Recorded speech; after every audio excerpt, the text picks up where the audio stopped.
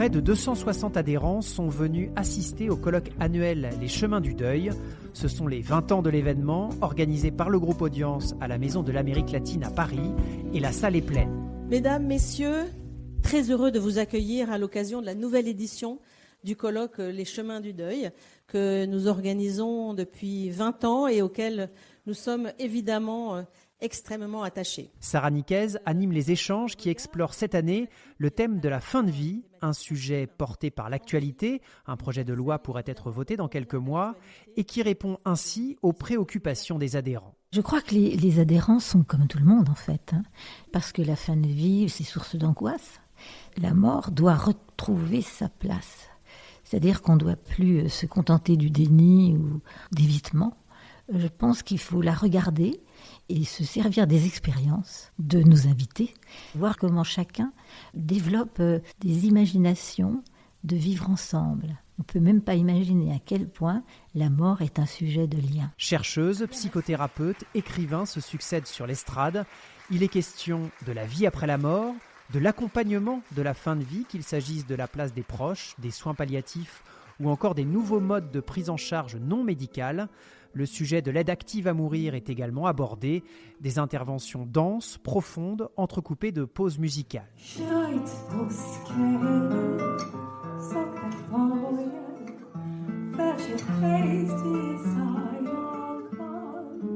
La chanteuse Noémie Weisfeld apporte une respiration nécessaire. La fin de vie touche tout le monde, explique-t-elle. Il s'avère que je suis touchée de très près, mais qui ne l'est pas.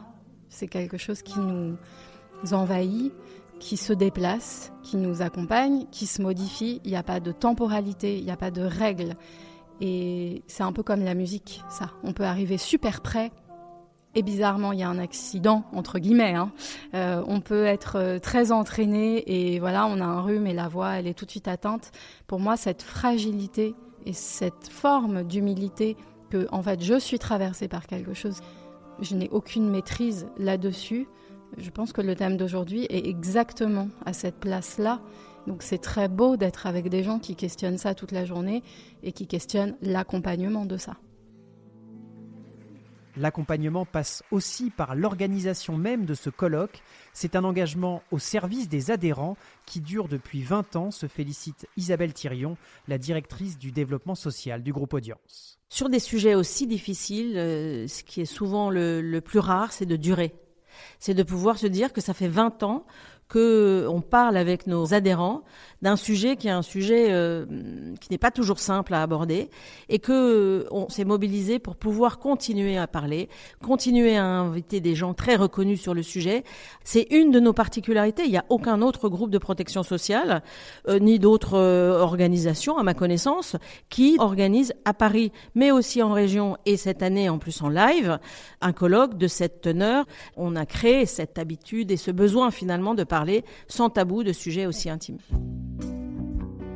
Le sens de cet événement se reconnaît à son succès et à la fidélité du public.